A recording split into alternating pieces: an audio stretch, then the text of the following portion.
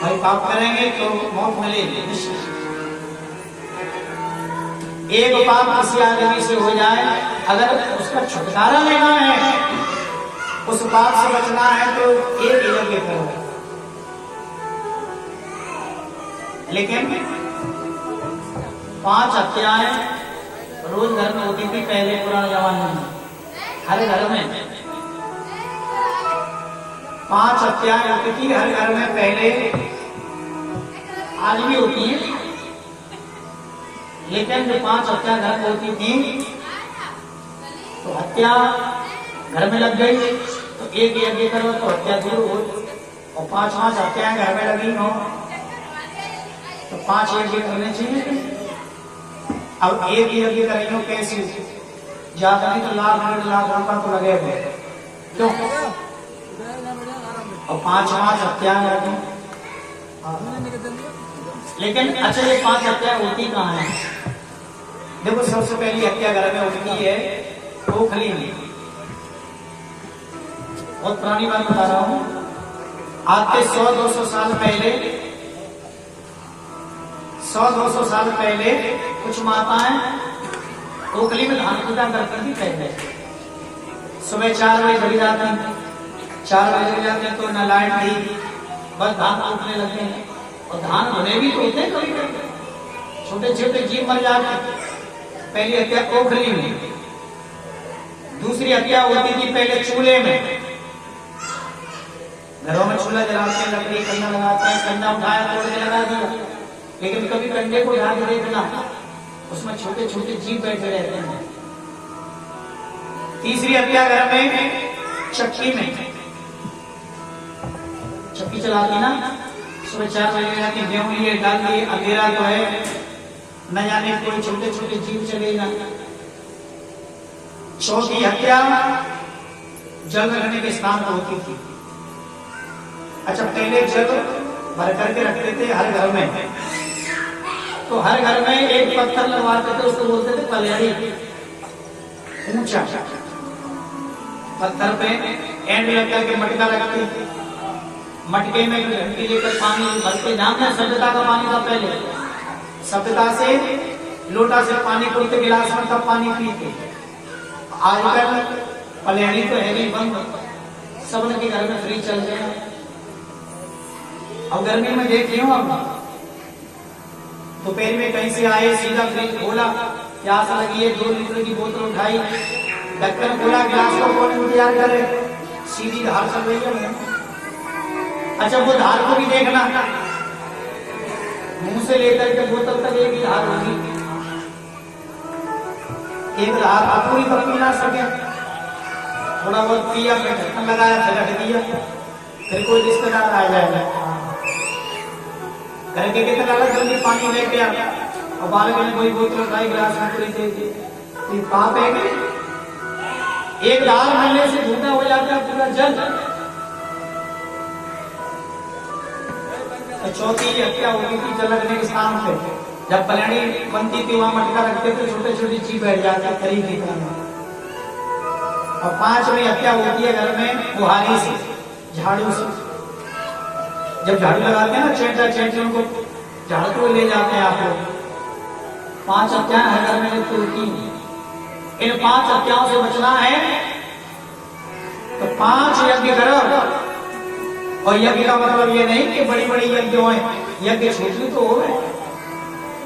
सुबह सुबह जब नहा के जब रसोई में भोजन बनाओ तो सबसे पहले रोटी गाय के लिए निकालो, ये भी एक यज्ञ है। दूसरी रोटी भगवान के भोग के लिए निकालो, ये भी एक यज्ञ है। तीसरी रोटी कुत्ते के लिए निकालो, ये भी एक यज्ञ है। चौथी रोटी कोई महात्मा या कोई ब्राह्मण द्वार पे आ जाए, प्रेम से भोजन कराओ, ये भी एक यज्ञ है। और ज्यादा कछुना है सके तो 1-8 किलो आटा भूल लो, 1-8 किलो आटा भूल करके फिर उसमें पूरा मिलाओ। आजकल वैसे की बीमारी चल रही है बहुतों की, सुबह 5 बजे 4 बजे जग जाओ और 1 किलोमीटर दूर तक जाओ, यहाँ से ट्रेनिंग वगैरह तक जाओ। ध्यान रखो, छोटे छोटे चेंटा चेंटी जहाँ वहां थोड़ा थोड़ा डालते जाओ, ये सबसे बड़ा महायज्ञ है। बीमारी भी खत्म होगी और ये पुण्य का काम भी होगा। तो ये काम हर आदमी को करने चाहिए। हाथ जोड़ करके परीक्षित महाराज कहने लगे, सुखदेव जी थोड़ी कुछ सृष्टि के बारे में हमें बताओ। बड़ी सुंदर बात हमने कही कि सुखदेव जी कहते हैं, राजा परीक्षित भगवान के अवतारों में सबसे पहला अवतार हुआ था सनत कुमार जी। नारायण भगवान की नाभि में से कमल प्रकट हुए और कमल में ब्रह्मा जी बने। ब्रह्मा जी ने बैठे बैठे कमल में सोचा कि मैं कहां से आया हूं। कई हजार वर्ष हो गए ज्ञान में, वो डंडी के सारे नीचे चलते चलते, लेकिन उस डंडी का अंत दिखाई नहीं दिया। ब्रह्मा जी ने सोचा मैं कौन हूं, कहां से आया हूं, तो उनको कुछ नहीं मिला। तो दो अक्षर सुनाई दिए, तप। पहला अक्षर है ता और दूसरा पा। बड़ी तप करो। तो ब्रह्मा जी ने कई हजार वर्ष तप किया, भगवान प्रकट हुए। भगवान ने ब्रह्मा जी को विधाता बनाया, सृष्टि की रचना कर। सबसे पहले मन से 4 पुत्र पैदा किए ब्रह्मा जी ने, सनक, सनंदन, सनातन, सनत कुमार।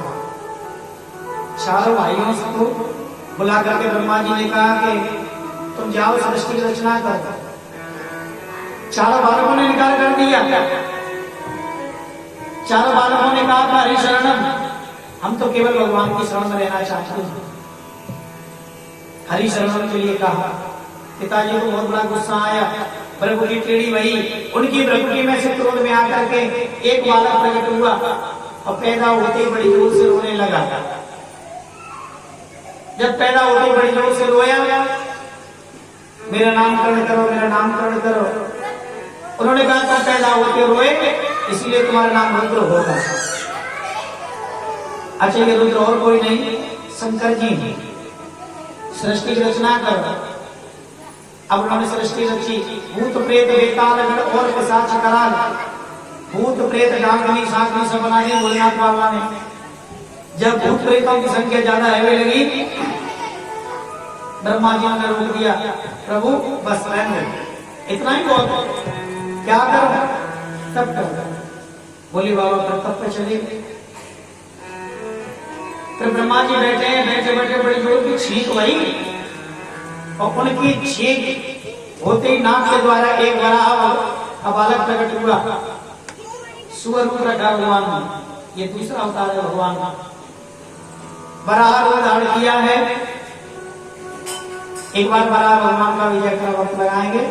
बोलिए बराह भगवान की। सुअर रूप धारण करके भगवान प्रकट भरे। रसातल को चीरते चीरते जल को चीरते रसातल में पहुंचे हैं। वहां पर हिरणाक्ष दैत्य को भगवान ने मारा, पर हिरणाक्ष को मार करके इस पृथ्वी को अपनी दाढ़ पर रख लाए और ला करके स्थापित किया। परीक्षित जी ने पूछा, महाराज ये हिरणाक्ष कौन है? अभी अभी आपने कह दिया कि महाराज उदाहरण करके भगवान हिरणाक्ष को मारा। थोड़ी कथा समझा के बताओ। भगवान उसको मारने के लिए रसातल पहुंच गए। हिरणाक्ष है कौन? एक बहुत बड़े ऋषि हुए थे कश्यप जी, और कश्यप जी की 13 पत्नियां थी। 13 बड़ी पत्नी को नाम है अदिति, छोटी को नाम है दिति। अब देखो बड़ी बड़ी और बहनों के संतान है, लेकिन दिति का कोई संतान नहीं। संध्या का समय है। अब दिति पहुंची है कश्यप जी के पास। स्वामी मेरी बहनों के तो बालक हैं, मैं भी चाहती हूं कि मेरे भी बालक हों। कश्यप जी ने कहा देवी तुम्हारी इच्छा जागृत हुई है पुत्र की, तो तुम्हारे पुत्र होगा, लेकिन अभी गर्भ धारण करने का समय नहीं है, क्योंकि अब संध्या का समय जो है इसमें बाबा भोलेनाथ का पहरा है, इसलिए काम के लिए ये समय उपयुक्त नहीं है। लेकिन माता दिति नहीं मानी। दिति मैया ने उसी समय गर्भ धारण किया। गर्भ धारण किया तो कश्यप जी ने कहा देवी सुन, तुम्हारे 2 पुत्र होंगे, बड़े बलवान होंगे, ऐसे बलवान होंगे कि उनके भय से देवता भी भागेंगे। दुखी बोली मुझे ऐसे बालक नहीं चाहिए, मुझे तो भगवान की भक्त चाहिए। कश्यप जी ने कहा देवी अब तुम्हारे भक्त कैसे हो जाए, मैंने तुमसे मना किया लेकिन तुम नहीं माना, इसलिए लेकिन चिंता मत करो, तुम्हारे बालक इतने बलशाली होंगे कि तुम्हारे बालकों का कल्याण करने के लिए स्वयं भगवान को यहाँ आना पड़ेगा। उसी समय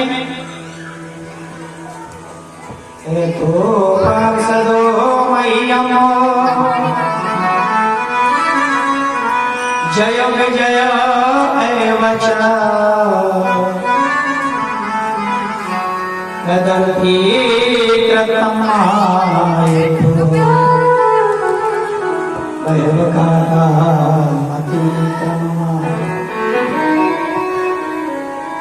सुखदेव जी वर्णन करते राजन, माता अदिति के दो बालक हुए हिरणाक्ष हिरण्याकश्यप।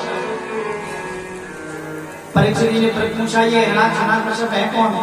ए तो पार्षदो मह्यम जय और विजय एवच, ये दोनों पूर्व जन्म में जय और विजय भगवान के पार्षद होंगे, जय विजय बने।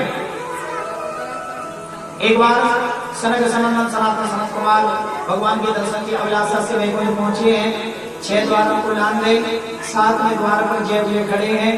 जय विजय ने तुरंत सनत कुमार जी को वही रोक दिया। कहाँ जा रहे हो? भगवान के दर्शन करने जा रहे हो? कहा अभी भगवान के दर्शन का समय नहीं है। क्रोध आ गया और क्रोध में आकर के कहने लगे भाई तुम कौन हो, तुम्हें कौन?